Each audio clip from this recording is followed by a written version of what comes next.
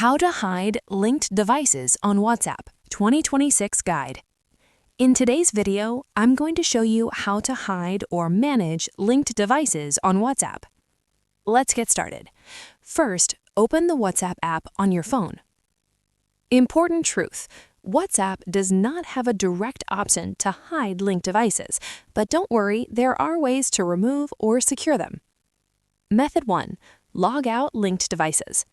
Tap on the three dots in the top right corner. Now tap on Linked Devices. Here, you'll see all devices connected to your account. Tap on any device, then tap on Log Out. This will remove it from the list. Method 2. Log out from all devices.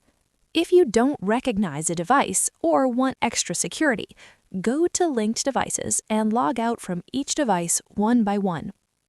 Method 3. Enable two-step verification.